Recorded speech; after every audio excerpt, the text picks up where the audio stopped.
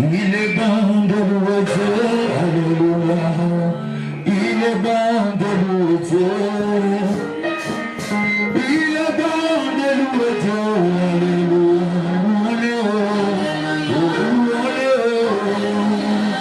Il est bon de célébrer. Il est bon de célébrer. Il est bon de célébrer.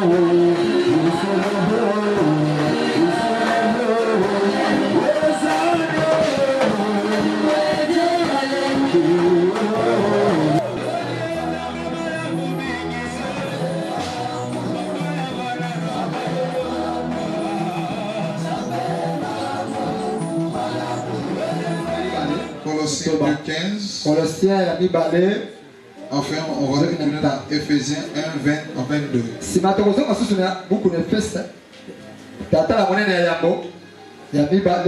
Jean 12:31.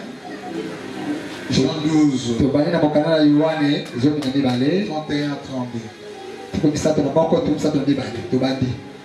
Maintenant, il y a le jugement de ce monde. Maintenant, le prince de ce monde sera jeté dehors. Et moi, quand j'aurai été élevé de la terre, j'attirerai tous les hommes à moi. Ephésiens 6.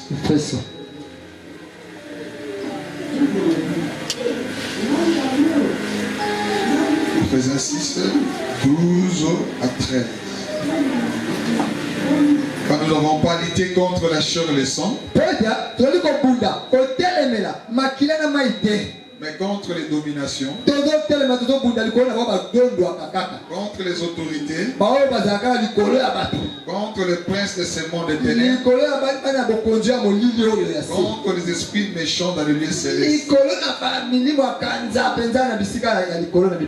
C'est pourquoi prenez toutes les armes de Dieu afin de résister, afin de pouvoir résister dans le mauvais jour. Et tenir ferme après avoir surmonté. Colossiens 2:15. Il a dépouillé les dominations et les autorités. Et il est arrivé publiquement au spectacle. En triomphant d'elle par la croix. Amen. Ephésiens 1, 10 et 20 à 22. Il a déployé en Christ en les ressuscitant de mort. Il a déployé en Christ en ressuscitant des morts, en le faisant s'asseoir à la droite dans le lieu céleste, au-dessus de toute domination,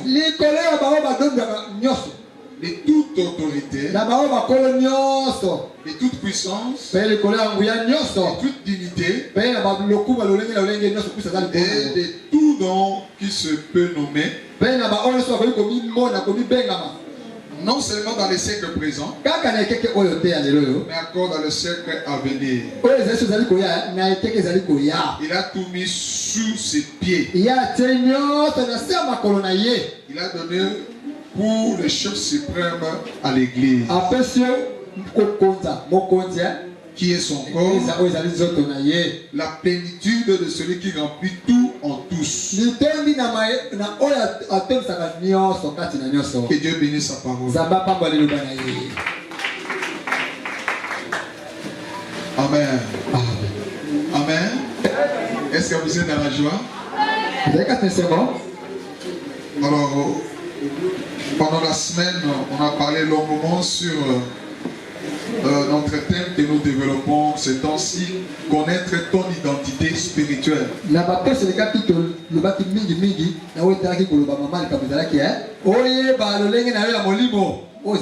Alors aujourd'hui, je voulais faire la résumé de ce que nous avons parlé toute la semaine et ajouter quelque chose qui sera notre de bénédiction.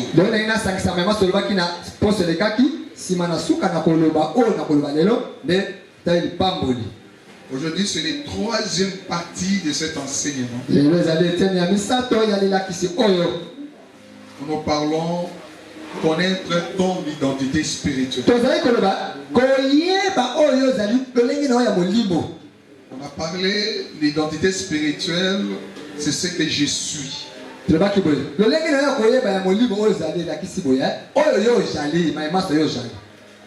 que je suis.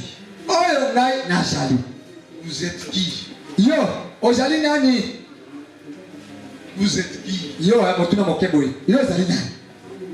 Parce que la personne qui sait ce que je suis, il peut répondre facilement. Je suis qui? Il va répondre facilement.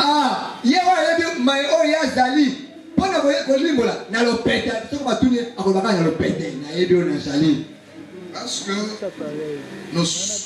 le combat spirituel est réel.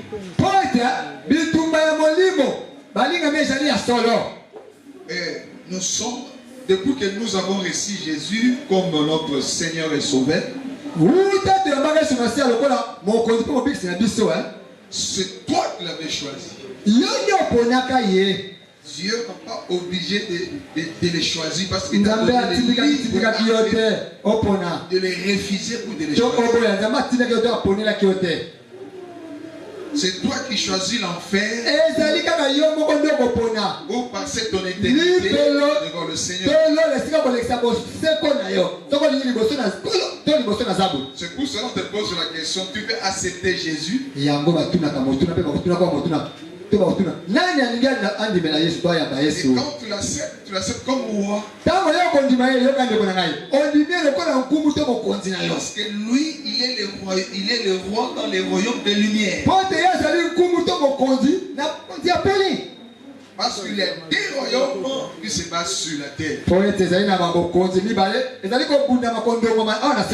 royaumes de lumière où Jésus est le roi. Il y a les royaumes des ténèbres où le diable est le prince.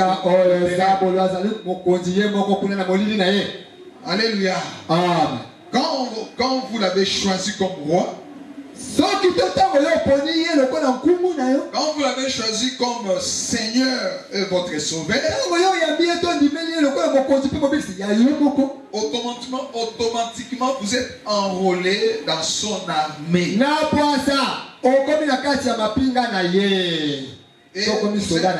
Et vous êtes un combattant pour combattre l'ennemi. Quel ennemi?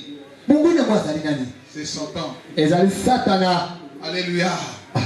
C'est comme ça on veut dire la parole qui maintenant a eu lieu le jugement de ce monde. La parole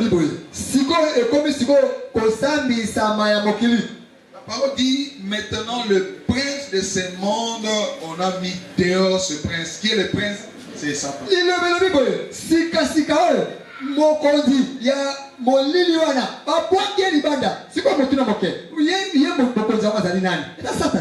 Il était où? Avant que le jette dehors. Parce que tout le monde était esclave de Satan. Nous étions dans sa prison. Parce que nous naissons en nous le péché adamique. Personne dans ce monde, il n'est comme un enfant de Dieu. Non, nous sommes tous créatures de Dieu.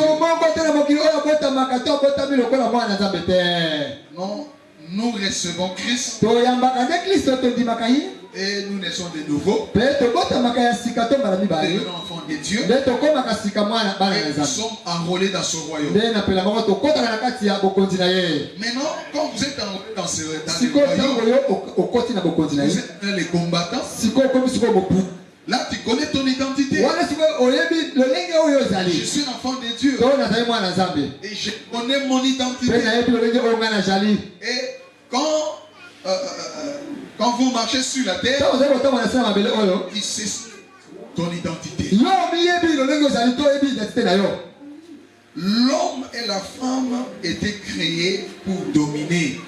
mwasi pe mobali bakelamaka po bakonza badono. Donc le but par lequel Dieu a créé l'homme pour dominer.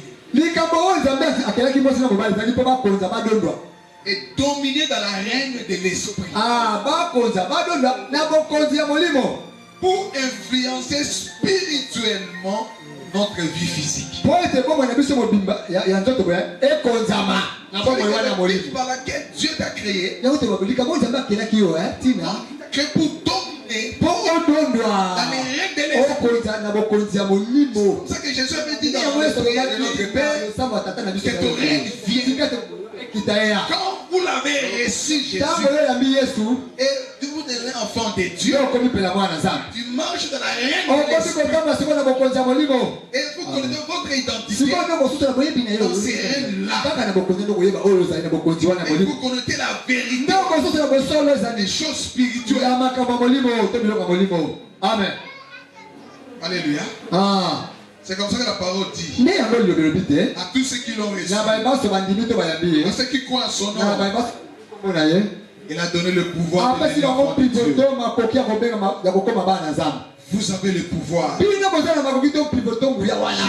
Il nous a donné le Yesu pouvoir. apesi biso pivoto makoki wana. Avoir la maîtrise de la règne de l'esprit. Ya kozala na boyebi koyeba mpenza bokonzi ya molimo ndenge ezali tozala na mokimia nyonso. Parce que l'ennemi Po ete monguna qui contrôlait oyo asenzelaka nos destinées, oyo asenzelaka balobi na biso nos vies, balobi na biso ya malamu babombe on na l'a mis biso dehors. babwanda. Et vous avez appelé quelqu'un. Sikoyo obendi Il est maintenant moto votre roi. nde moto wana komi sikoyo kumu Il na yo est maintenant votre Seigneur. akomi nkolo na yo moto wana Et obenga Dieu est te monté dans la règne de nde l'esprit. okoti sikoyo na bokonzi ya molimo Parce que vous êtes un po esprit ete ozali molimo lokola dans un corps de na chair. nzoto oyo ya nzoto Ne olatia marchez plus ozotambola lisusu te selon la chair. ndenge nzoto etindaka na Vous ntambo marchez selon l'esprit.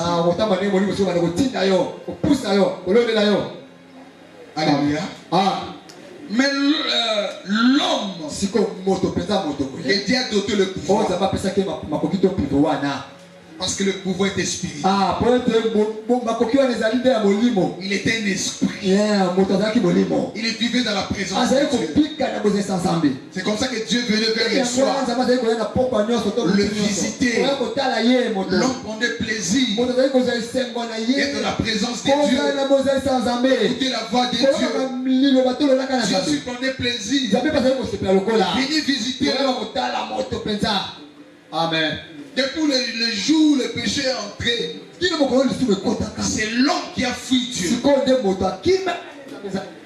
Il a fui. akimaka. Il s'est caché. abombamaka. Mais Dieu, kasi nzambe. il a cherché l'homme. alukaka. Toi qui me suivais, yo ozali kolanda ngai en direct, na poasa boye. peut-être que vous êtes dans la maison, ntanso oza na kati ya ndako kuna. vous êtes dans votre salon, oza na kati ya salon na yo. dans votre chambre, to na chambre na yo kuna na kati. connecté dans votre portable. Au téléphone. okangemi na telefone na yo wana oza nango wana ozolanda. Mais sache que Dieu kasi yeba ete nzambe cherche comme il avait cherché Adam et Ève. azoluka yo nde azali koluka mpe ewa na adamu. Il te cherche. nzambe azoluka yo. amen. La même chose, il cherche tous les enfants prédestinés pour sa gloire. lolenge moko mpe azali koluka bana nyonso to babongisamaka yango mpo na nkembo na ye. C'est pas pour rien. eza mpe na pamba te. Vous êtes connectés sur cette fréquence. yo okangemi na etando oyo.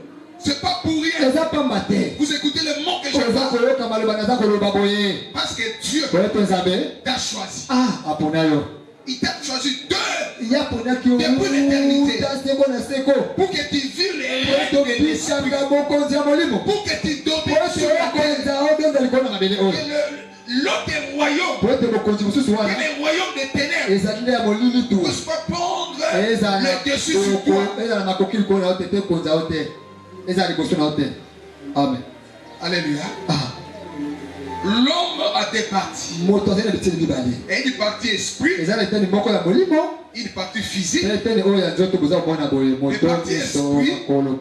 eteni ya molimo qui est cachée dans les yango corps. ebombama na nzoto oyo Mais bozomona. le partie physique, yoka nzoto oyo toyei kosimba. ce que nous voyons, oyo tozomona boye Ce que tu koshi peux toucher. matoi monoko. C'est votre corps. nde nzoto oyo c'est mobimba. la partie physique. nde yango yakoki kosimba oyo esimbamaka mingimingi. Mais les parties esprit kasi eteni oyo ya molimo connectées avec le Saint-Esprit. Amen. Mais les parties terrestres, C'est c'est là où se trouve le problème. Là où le diable profite. C'est là beaucoup de gens sont captifs dans les royaumes des ténèbres. Mais aujourd'hui, je vais ajouter quelque chose. Je voulais parler les 4 hôtels dans ces royaumes des ténèbres.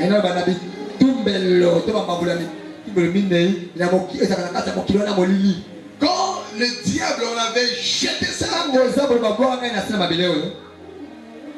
avec tous les anges qui le suivaient, il y avait les archanges qui ont suivi Satan. Les différentes sortes des anges qui avaient suivi.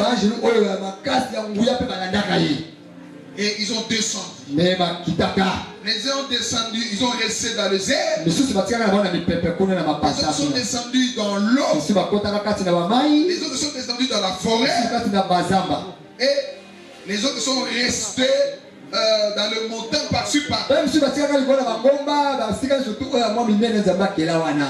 Mais dans les règnes des ténèbres, parce qu'il y a des royaumes, il y a les règnes de l'esprit, il y a aussi les règnes des ténèbres. Le même chose que tient l'identité d'un enfant de Dieu. La même chose tient l'identité d'un agneau de Dieu. Dans l'autre royaume, il y a aussi l'identité. Le problème que vous pouvez savoir, quelle est l'identité qui est en toi? Est-ce que tu es le peuple du Seigneur? Est-ce que vous êtes un loup? Parce que Jean-Baptiste aussi l'avait vu. Les gens qui venaient prendre le baptême. Mais ils regardaient les gens là. Les gens regardaient, ils voient les gens qui viennent prendre le baptême. Mais les gens, j'expliquais, ils voient des serpents. Il vient aussi prendre le baptême. C'est comme ça qu'il crie. Grâce des vipères. Même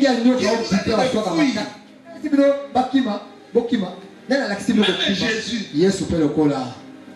quand il regardait Hérode, les gens voyaient le roi assis. Mais Jésus le voyait comme un renard. Il voyait un renard. Amen. Même Ézéchiel avait vu le pharaon, un crocodile. Les gens voyaient Pharaon assis sur ton mais Ézéchiel a vu le pharaon qui est assis sur c'était crocodile. Voilà son identité. L'identité d'Hérode, c'est renard. L'identité des gens qui venaient prendre le baptême,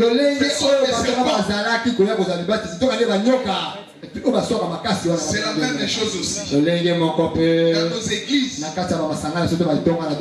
nous avons des serpents. Nous avons des lions. Nous avons des renards.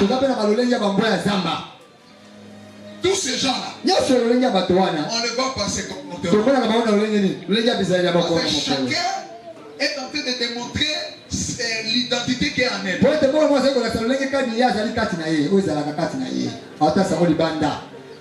Alléluia. Est-ce que quelqu'un m'entend? Amen. Alors, dans la reine de l'esprit, dans le monde des ténèbres, il y a 4 hôtels. C'est comme ça qu'apôtre Paul dit dans Ephésiens 6, nous n'avons pas à lutter contre la chair et les sang, mais contre le principe. les autorités, bakolo wana contre les princes du monde de ténèbres, tozotemela bana bakonzi ya mokili ya molili contre les esprits méchants dans le lieu céleste. na milimo ya kanza bapandaka na mabete na mipepe to na mapata. Voilà les 4 hôtels tala bitumbelo minei wana qui gèrent la vie des gens sur la terre, bango bazokonza babomo ya bato na se na mabele baotunga likolo dans les royaumes des ténèbres. na kati ya bokonzi ya molili. Alors, j'avais expliqué clairement ici, mpenza boye Jésus était venu pour dépouiller des dominations et des autorités. yesu ayaki kobotola to kopudola kolongola bango bakoki bazaka nango wana kopitisa C'est comme ça dans 1 Corinthiens 14 dit, il a dépouillé des dominations et des autorités. elakisi kotika moto pamba ata na moto botoli otiki lokola ninzanza ezanga eloko na kati polele. Alors pour comprendre le travail que Jésus a fait mpona kosala mosala oyo yesu asalaki awa dans les 2 dimensions de ces les hôtels, les na biteni dominations, mibale ya etumbelo oyo qui sont les principautés, oyo ezali bana ya bakonzi ya qui sont les géants, babingambe wana eza banani les archanges qui contrôlent, baangelo oyo ya makasi bazosenzela ekota te bima te puissants qui étaient descendus. oyo ya nguya pene babwakaka bango wana Ils sont restés dans les airs. bango batikalaka na mipepe kuna na mapata. Et la deuxième catégorie, ce sont les autorités. nde bazali bakolo. Alors j'avais expliqué ceci. anembolaki boye Le monde spirituel, mokili ya molimo sache que ça fonctionne aussi comme le monde que nous voyons. yeba ete esaka lolenge moko na mokili oyo tozomona oyo eza lolenge. Satan est là comme roi. Satan azali lokola nkumu likolo ya nyonso.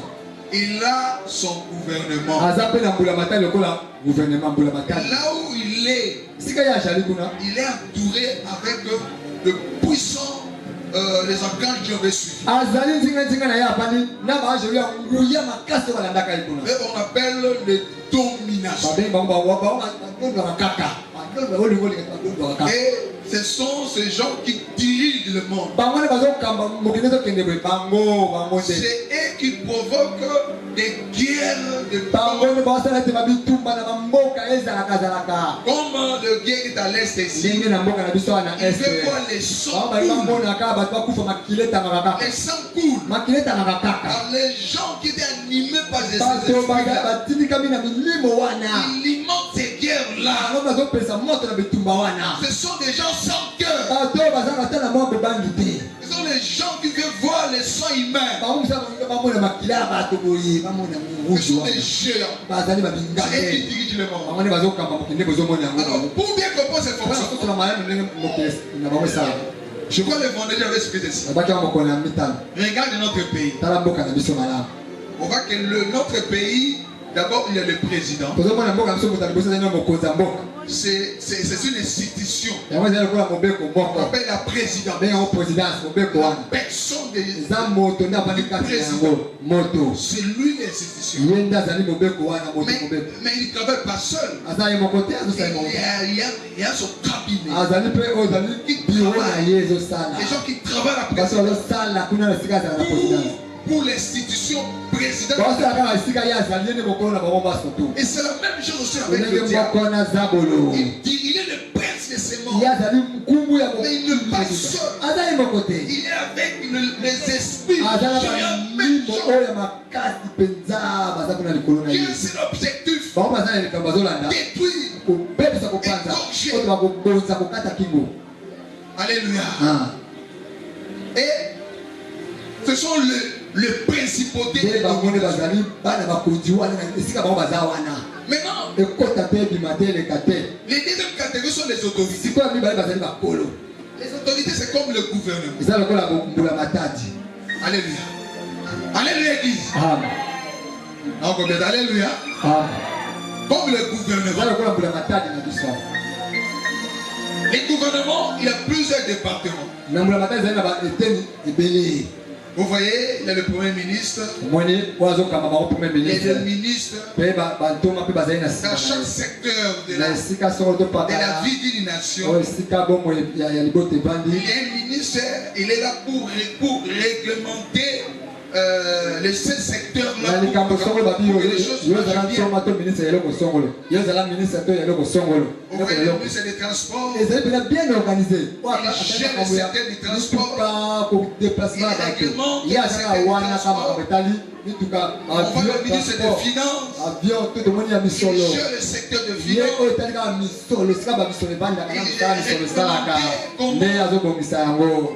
Et tous les secteurs, c'est la même chose aussi.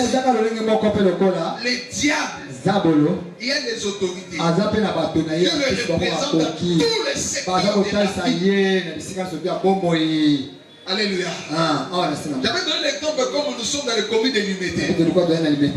Il y a les bourgmestres. C'est lui qui gère les communes de l'Imité. C'est lui l'autorité.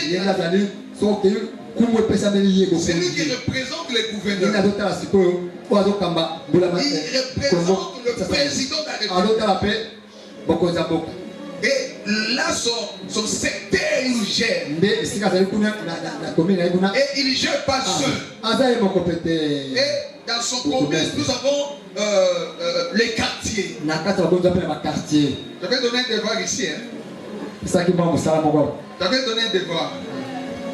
Tu l'avais dit, la commune de l'Humilité a combien de quartiers? Combien? 36.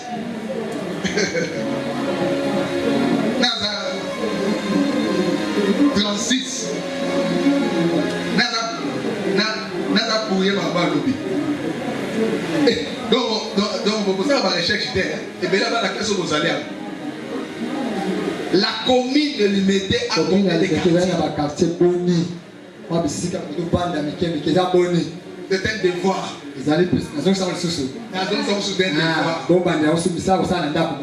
Alléluia.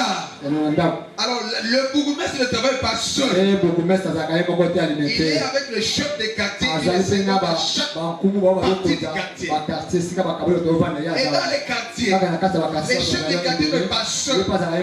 Il est aussi avec le chef des riz. Le chef des riz. Ce sont des autorités établies qui représentent l'État. S'il y a un problème, il peut gérer dans son secteur. Si chef des rues, s'il y a un problème dans les rues, chef est là. Il gère. Si c'est des problèmes là de surface, il peut envoyer ses chefs. Le chef du quartier, le chef du quartier peut envoyer la commune. Il dit, mais c'est la même chose aussi dans tous les secteurs. Les diables ont placé les autorités. C'est là où nous avons parlé les esprits des eaux. Les esprits des eaux sont des spécialistes des corps humains. Ils servent de la chair. Ce sont des gens qui sont en train de travailler la vie quotidienne de tous. Ils travaillent pour amener chaque personne tous les jours et désobéir à la parole du Seigneur. Et les amener vers l'enfer. C'est comme ça que Galate avait dit. Galate avait dit ceci. Galate chapitre 6. Il dit, j'ai dit donc, marchez selon l'esprit. Vous n'accomplirez pas les désirs de la chair. Car la chair a ses désirs contraires à ceux de l'esprit. Et l'esprit on a compris c'est de la chair. Ils ont opposé entre eux afin que vous ne fassiez point ce que vous vous dites.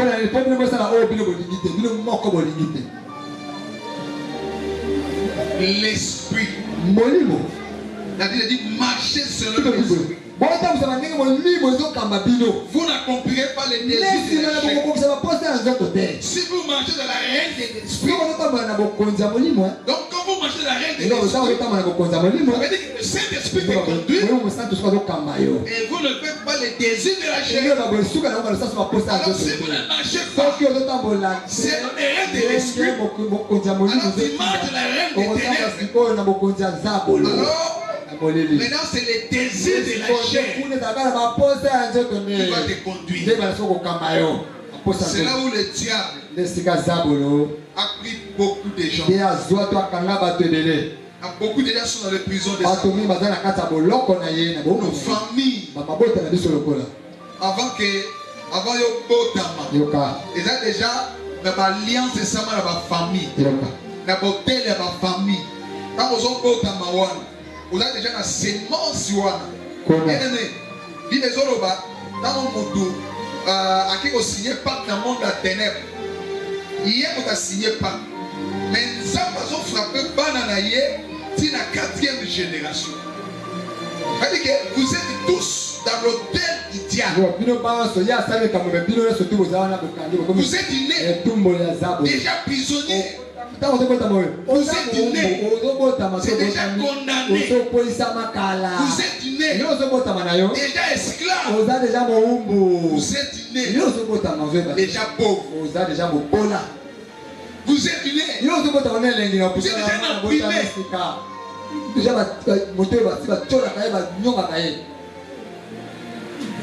C'est comme ça que vous grandissez dans les règnes des ténèbres. Mais notre problème ici, comme vous avez réussi Jésus, mais là tu marches dans les règnes de l'esprit, dans la volonté de Dieu. Mais pourquoi les choses ne marchent pas? Pourquoi ta vie ne change pas? Pourquoi tu n'abandonnes pas l'impudicité? Pourquoi tu n'abandonnes pas l'ivonnerie? Pourquoi tu n'abandonnes pas le péché? Tu tombes pas tout le temps.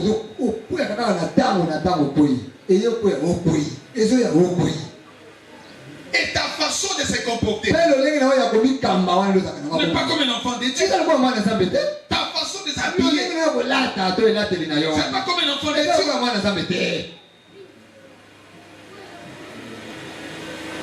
Parce que les esprits des eaux,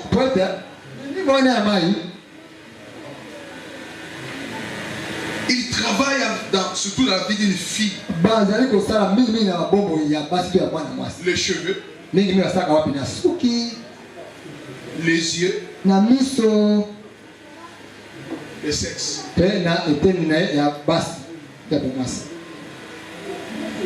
Et parce que ce sont les esprits qui travaillent avec les désirs de la chair. On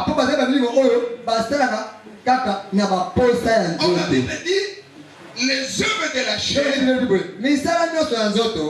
qui permettent que les diables puissent utiliser la personne. Malgré les prix.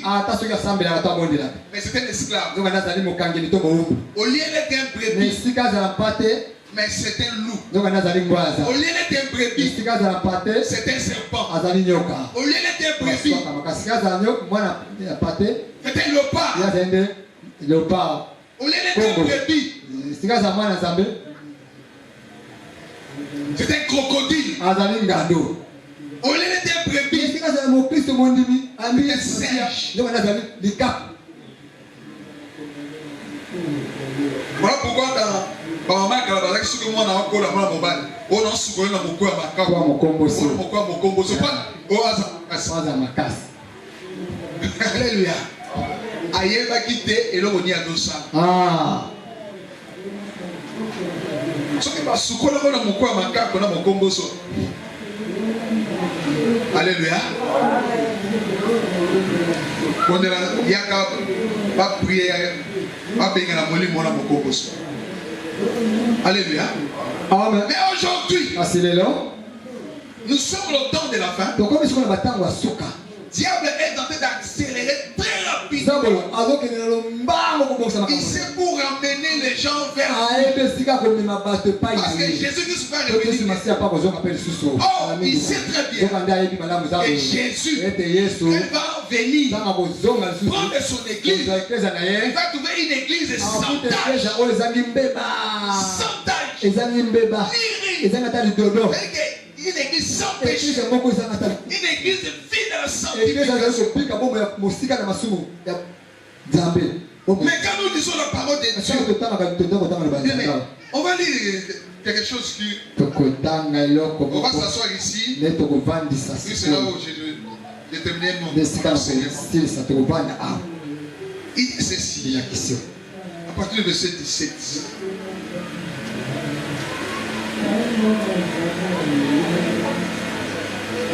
Voici donc Jean 4, Éphésiens 4 et 17. Voici donc ce que j'ai dit. Ce que je déclare dans le Seigneur. Ce que vous ne devez plus marcher comme le païen. Qui marchaient selon la vanité de leurs pensées. Les païens ici. Ils vivaient dans la reine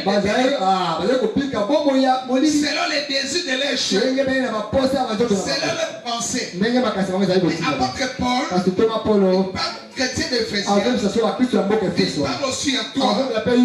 Il dit, ne marchez pas comme le païen. Ils marchent selon la vanité de leurs pensées. Vous êtes à l'église. Vous avez reçu Jésus. Vous avez fait le choix de choisir Jésus comme Seigneur et ton sauveur. Il est ton roi. Alors, comme vous avez choisi Jésus, tu dois marcher par les règles de l'esprit. C'est que la parole de Dieu. De marcher selon la volonté de Saint-Esprit. Mais on pousse une voix en toi. Les fruits de l'esprit. Les fruits de l'esprit. Si vous êtes un enfant des hommes, c'est votre identité. On doit avoir en toi les fruits de l'esprit. Amen. Que ce soit les problèmes, que ce soit les temps de l'épreuve, les circonstances de passer, on doit avoir en toi le fruit, de l'esprit.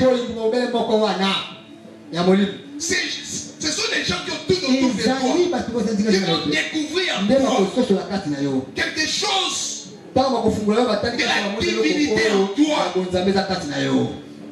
À travers ton comportement, à travers ton caractère, les façons dont tu vis avec les gens, on va découvrir que c'est un enfant de Dieu. Même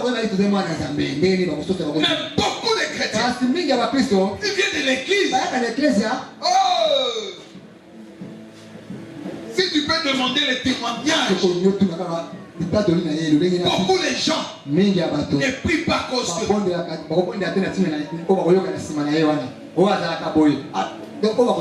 ils continuent à marcher sur la vanité de leur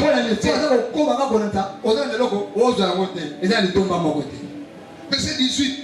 Ils ont l'intelligence obscurcie. Ils sont étrangers à la vie de Dieu. Comme ils ne marchent pas selon l'esprit, ils marchent selon la chair. Ils sont étrangers à la vie de Dieu. Donc ils vivent les désirs de la chair. Même si tu viens chaque jour à l'église, même si tu es à côté de pasteur, même si tu es des orphelins de Dieu, sache que tu es dans les royaumes de ténèbres. À cause de votre ignorance qui est en eux, à cause de votre endurcissement de leur cœur. Pourquoi la Bible parle d'endurcissement de leur cœur? Mais vous écoutez la parole de Dieu. Chaque jour tu viens à l'église, on prêche la parole de Dieu. On vous dit, fouillez le péché. Fouillez le péché. Fouillez l'impudicité. Fouillez la fornication. Fouillez la débauche. Tu tombes toujours. Ça veut dire, tu es encore l'esclave du péché. Tu es encore esclave du péché. Vous tombez dans la discussion que Jésus a fait avec le pharisien, avec les Juifs.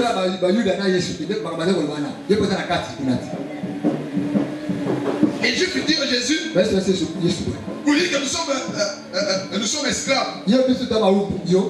Nous sommes les fils d'Abraham. Nous sommes esclaves des personnes.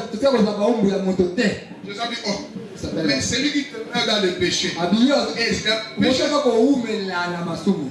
Quel est le péché qui te tient encore dans l'autel de Satan? Quel est ce péché-là? Parce que il y a des sirènes des eaux, et des sirènes de forêt, et des sirènes de sabbat. C'est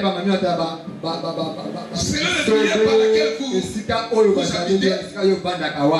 Et dans nos familles, il y a les autorités établies par les diables qui contrôlent l'autel des diables dans nos familles.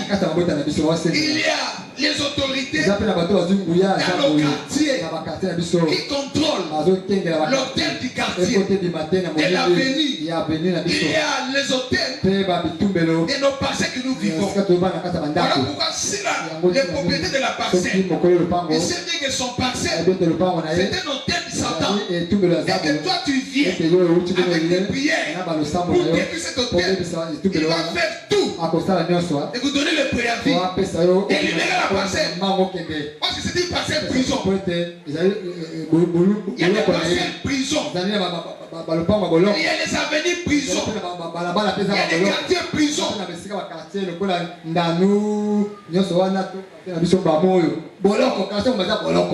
Si tu aujourd'hui, si tu cherches une maison, il faut vraiment prier. Parce qu'il y a des commissionnaires qui sont des commissionnaires sorciers. Ils travaillent avec les bailleurs sorciers. Ils travaillent avec le membre de nos familles. Toi, tu crois que tu as fui la famille pour aller chercher la maison quelque part pour l'accueillir. Oh, les esprits qui contrôlent la famille. Il y a une personne qui a l'autorité, le pouvoir sur le terre de la famille. Il peut être ici à Kinshasa, il peut être au village, mais il vous contrôle. Tu peux être un héros, lui il est au village, il vous contrôle. Parce que vous portez les sons de la famille. Alléluia. Vous portez les sons de la famille. C'est pour ça que tu pries. Ta prière ne fait rien, ne bouge même pas. Les œuvres. Parce que tu es encore esclave. Tu tombes toujours. L'esprit qu'on a mis en toi, c'est l'esprit de l'impudicité. Et est en train d'alimenter. Il y a beaucoup de filles, ce sont des sirènes. Bon, on peut analyser pour voir que tu es une sirène.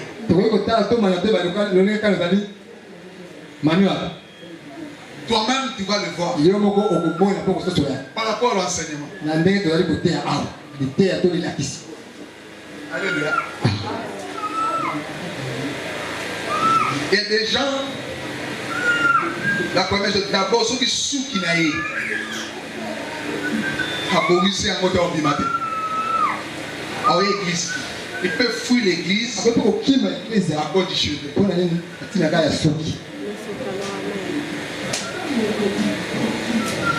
Il y a des filles.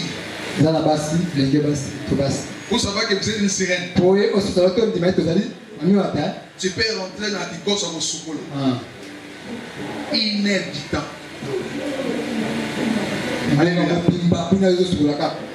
Parce que les sirènes vivent où? Ils vivent où? Donc ceux qui ont côté, ils sont tous bien. Ça veut dire que Azakuna, Magamba Osara, Yemuga Yebi, ou Asagakuna. Alléluia. Alléluia. Yemuga Yebi, Magamba Osara, comment? Quand on le voit, Magamba, Yemuga Yebi, Magamba Osara. Pourquoi vous êtes une sirène? D'abord, signe à l'émotion. Et l'homme n'est pas pour ça qu'il y a un côté qui est ou mais la lolenge wan. Mais dans ce soit la gana batu mususu. Tu connais comment tu vas te nous faisons précipiter pardon tu dois mettre à côté de là-bas. On se fait côté à bisu token. Lui poser question. Pourquoi tu nous ton tout? Car tu nous côté. On dit côté au sucre là-bas tu vas combien agiter. Tu vas combien agiter. Alors comme vous avez encore le pain, on va monter à bisu encore le pain. On va monter. On va monter encore le pain. Le pain on a dit ça. On va dire sauté. On va dire ça. Mais si on continue, pas du tout à Betty Mamba. Et déjà ainsi. Vous allez les moments que vous avez ici. Ce qui n'a eu. Le légué à Souki. Ce qu'on fait. Ah. Voilà donc. Au dénion sur deux générations. Voilà, vous dites. C'est quand on dit que nous avons un mois, c'est déjà pas qu'il y a eu un stock. Voilà. Donc, on a donc, vous idée. Pour le baquet. Voter à ce moment, moi, c'est qu'on a su. Non, ça, moi aussi. Mais, niveau comme ça, ce qui est comme une idolâtrie. Le lingue peut-être comme ça, le lingue, on a eu comme ça. Pourquoi moi, je n'ai pas eu ça veut dire que, il faut que mon papi dise ça. Bah, moi, il faut avec 150 $, parce qu'on a cabello. Pour y avoir là, ta cabello, il m'a salani. Na souki wana. Bah, il faut qu'on tienne la souki. Donc, on veut tout le parce que l'église, pour l'église, encore, et belé, pour qu'on ait l'église. Alléluia. Il y a niveau de maquillage au tiaka. Vous avez le tiaka, c'est bon. Décolanga. Au coup de un laboratoire. Vandi. Ce qu'on va vendre, ce qu'on. Alors, on s'est dit qu'il peut prendre une 2 heures du temps. Pour ami se maquiller kaka. Mais ce qu'on t'a lié. Maquiller d'attire. On vit tout le à son monde. Ou bien à son monde. Alléluia. Quand ce qu'on t'a lié, là, des fois, on peut ça au sécap. On peut ça lié, on t'a lié au sécap, on va te voler kaka. Alléluia. Vous êtes un esprit de sirène en toi. T'as la jambe à couleur ma langue, ma couleur. c'est un zoto. Voyez, parce que vous avez vraiment sirène confirmée. Vous avez l'homme dans le ghetto. Alléluia. Nalobini dit. Vous avez l'homme dans le ghetto. Sur un loco battu à l'oquette de no one. Mais ça a un verset biblique. Vous pensez que moi si vous battez le logo, je vais le logo. Par exemple, vous avez 10 et 20 000 à l'oquette. Est-ce que vous avez baratine là? Est-ce que vous avez baratine là? Ou bien pour mon anga? Batekaka, basi bateka yo potia. Poza kilelo. Mwana nzambe atambola na ignorance te. Amen. Jésus a lobi ni ya. Yo ka denga solo ba. Alobi. Ils ont intelligence obscure. Bazana maele oyo koma molili. Ils sont étrangers à la vie de Dieu. Bazali ba paya na bombo ya Nzambe. À cause de l'ignorance. Na sina bozangi boyebe qui est en eux. À cause de ton ignorance. Tu es en train d'entretenir parce que Bible le dit, nous sommes les temples dit. Nous sommes les temples du Dieu. Ce sont les écritures qui disent. 1 6, verset 19. Nous sommes le temple du Saint-Esprit. 19. Et 19. Nous sommes les temples du Tozali Saint-Esprit. temple na Molimo Mosantu Quand tondako vous avez reçu Jésus, Lelo batango yambi Yesu le Saint-Esprit vient. Molimo Mosantu akoya sikoyo kati na yo. Or, le Saint-Esprit Tozali Molimo Mosantu ne cohabite pas avec le ténèbre. ah ya bana kelongo na molili te. Place moko na molili On va te. cohabiter. Bavandelo. Bâtiment. Bako C'est na le place Saint-Esprit qui va moko. cohabiter. Ceux qui Saint-Esprit a fini, la côte dit, allez. Passez l'échange. Bako pe babendi. Alléluia. Ceux qui a ensuite direction, allez. Voilà ce que c'est un épée. Avant de moi qui n'a. Ceux qui prient que Sili a décidé la béni. Aux autres qui n'ont pas la béni. Aux autres qui l'église. Bako do ko bako do bande longo. Enfin, Bible le dit, tout le monde a un mi balete. Amen. Pendant 2 mètres été. On a dit qu'à mettre moko. Amen. Ça veut dire que quand tu as entretenu les œuvres de Ndio Dieu, ko batela misala zoto kati na yo ha. tu as entretenu le temple du diable. Ngo baboya ozo ko batela ndako ya zabo lokati na yo. Les esprits des eaux, Milimo ya bamai ce sont une hôtel de Satan. ezali etumbelo ya zabolo ya Satan. Où les autorités Esika contrôlent bato bazungu ya les zabolo. esprits des gens. Tenzela milimo ya bato.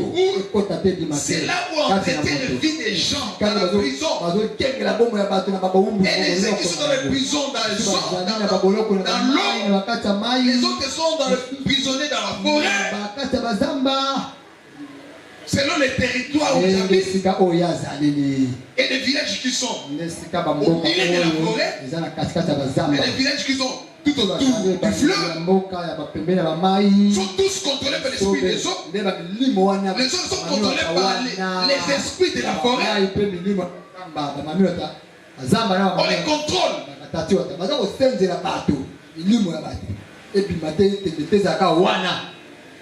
Quand vous entretenez ces choses, donc si on est dans la loquette, vous avez un exemple là, au Bima, au bon de l'esprit de manifester, ce que vous avez chassé, envoyez ça dans l'eau boîte. Parce que exemple, parce que l'eau est aussi, on comme envoyé ça. Pour l'eau boîte, à Kobo et à Bakata Singawa. Moi, les Singawa, les autres permettent avant la Nanzo. Ceux qui ont Katika Kayango, au Bengani Akei. Alléluia. Est-ce qu'on comprend les nains? Amen. Quand vous avez une quête, vous avez obtenu l'esprit de sirène. C'est une sirène. Oh, le sirène. Lui, il travaille avec le serpent. Le serpent, c'est Satan lui-même. Et les sirènes travaillent avec l'esprit de la séduction. C'est comme ça, il y a des frères qui sont des génies des eaux.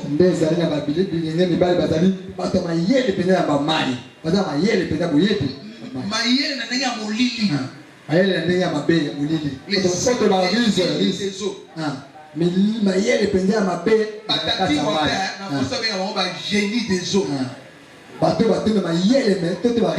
diables l'ont doté ces gens avec une séduction.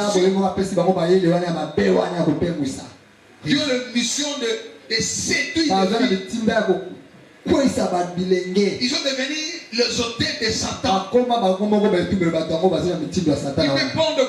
Ils dépendent de 10 filles à la fois. Ils sont connectés dans l'hôtel de Satan. Leur objectif c'est quoi? Vous emmener dans la dissertation. Tu viens à l'église, tu pries. C'est toujours comme ça. Les jours, les sons de la trompette sonnera. Parce que Dieu, au lieu d'être un brebis, mais Dieu te voit un serpent. Dieu te voit un loup. Dieu te voit une autre identité.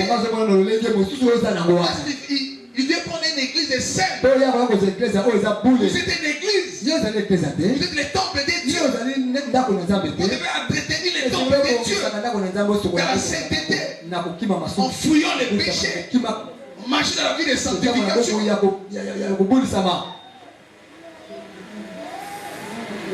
Surtout la jeunesse d'aujourd'hui.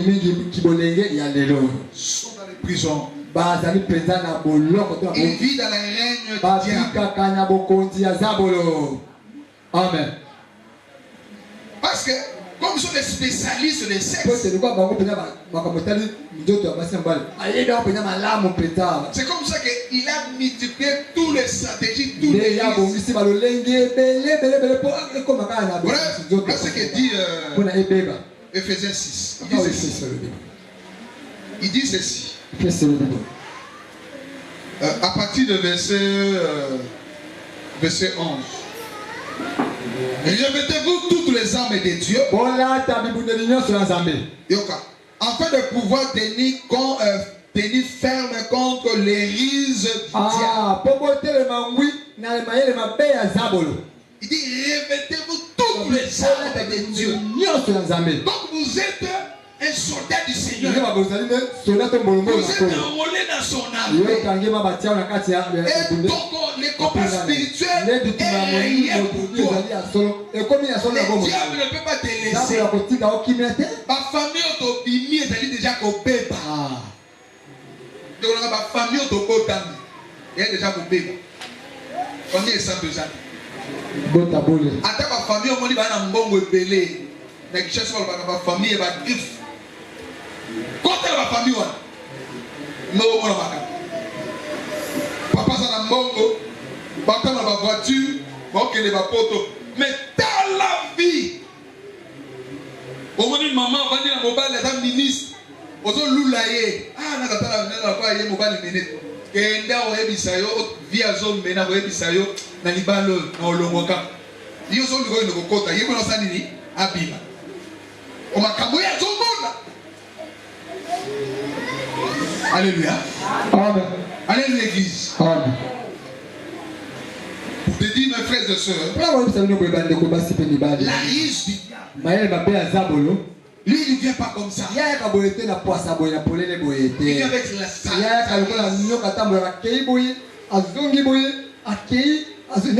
nous sommes nés dans ces familles-là. Spirituellement polluées. Mais ce sont des familles qui se cachent derrière des religions. Nous, dans notre famille, nous sommes des chrétiens. On ne touche pas de fétiches. Nous ne touche pas de fétiches. Mais regarde ce qui se passe dans les familles. Bana basi ba bala kate. Yoka. Famille c'est de bas. Bana ni bali ba misale zate. Soit au Bali, au Kei, après au Zongi lisusu. Ou soit au Bali, mais il bala au Kei. Mayuya. Il y a base. Vous avez souffert. Vous avez ma bête à caillou, objectif est que aux zongi. Les caporal la surtout au Botami. Bokenda ki bozoi kakawana. Nambana na bino bozoi kakawana. Bino nyonso bozongi wa. Siko tala nye bozongi siko taba problème zo kota masiko na famille. Ya somo. Alléluia. Indoke sawa. Les amis de Marolo va te indoke. Exact. Alors, tant yo bongo li motema. Oyambi Yesu. Dekolangai. Alors biso ki muda bongo li motema comme une nouvelle hein. Et quelle les choses anciennes sont passées. Toutes choses sont devenues nouvelles. Mais pourquoi filles ont changé de Pourquoi la maison a changé de Il y a un problème. Problème à l'immotion, c'est le monde. Pour ceux qui ont prendre conscience de la vie, ma maison a changé. Alléluia. Ceux qui prendre conscience. Ma maison a changé. Hier, ça a dit Sibiso, il a dépouillé les dominations et les autorités. Milimo wana ba ko contrôler ba famille. Milimo wana bazaki o ba contrôler ba alliance. Milimo wana o ba ko contrôler au quotidien. Hier, ça a été sûr. Hier, ça a dépouillé qui va. Quand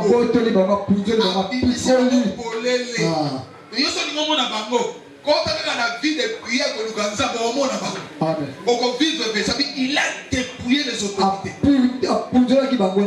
La parole est claire. Il a dépouillé. Les spectacles.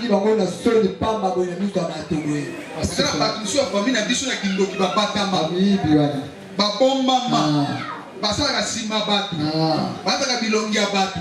qui est mais c'est une autorité spirituelle dans la tête de la famille. Ceux qui ont nous qui Nzambe, ceux qui ont tambouré dans l'arrêt de l'esprit. Oh, celui qui m'a dans l'arrêt de l'esprit. Les Écritures disent Jésus, il a dépouillé. Il a livré un spectacle. Parce qu'il y a l'homme qui va avoir des cruces. Ceux qui ont nous qui Nzambe. Zamba komisa misala famille no polena. Ya biso okomona ba. Nzamba talisaka biso boye bake zala confiance kana ye. Est-ce que vous demandez na ngai? Amen. Mais d'abord la kisayo bitumeza na molimo eza na nzoto te. Na nzoto zaba kan na ebi kaka mungula. Tango zo prier zo faire réglementaire sans pitié. Yenda okimayo. Yenda kosala tuba ukabwana parce que bituma molimo ezaka nde tokundaka na nzoto muto beta yo vimbi obima na tongo babeti yo ambeto abeti yo yo ovanda est-ce qu'on vanda wana peta parce que na butu c'est le règne de l'esprit des osaka le règne de l'esprit nzambe na yo ezodonga lopa mais na moi il faut abimisa misala molili po amema na misala nzoto po luka moyeni na kolembisa nguye za na kati na yo on bible lingi linga ba ennemi na yo oyi ennemi te pesa ma ko pe ada bisa mabe pesa transport pesa eni mbongo oso woni za moto makala alléluia maya zombe les za moto. Là où dans qui nous pardon mais non non mais la tête à cause que pas voir c'est pas ni pour moi mais dans la moto oh yo mai so ka meli pas problème il y a un nobi notre maison ka molim mais parce que la moto dit mais là il est ton roi amen il veille sur ta vie il veille sur votre richesse il veille sur ton mariage il veille sur ton travail il veille sur tes enfants parce qu'il est tout pour toi. Amen. Alors prendre la décision de chercher et cherche réellement quelle est mon identité. Je suis réellement que je suis un enfant de Dieu. Je dois vivre le fruit de l'esprit. Pourquoi on n'a pas volé l'isate? Pourquoi Kanda? Pourquoi tu n'as pas volé mon Utaka? Amen. Si vous avez une chose à lula, vous pouvez comparer mon bali na yo na mibali musu. On a zoli pape ya mobali. Le pape musu ta baninga. Ta nenga sauver les mois venir. Surtout les couleurs va jouer à le jeu de la femme. Bah c'est le film à mibali. Au sens de tout film à mobali na yi. Ouais na mobali on dirait les boubou. Baninga ba tita ba sauver pas c'est mobali. Ouais ngai kaka. Alléluia. À cause de Lula, ça t'a payé du pot ça. À cause de l'on appelle le quartier. Le monde a bien organisé. Amen. Cherche ta délivrance. Cherche ta délivrance. Il est bon de louer Dieu. Alléluia. Il est bon de louer Dieu. Il est bon de louer Dieu. Alléluia. Oh, il est bon de célébrer. Oh, il est bon de célébrer.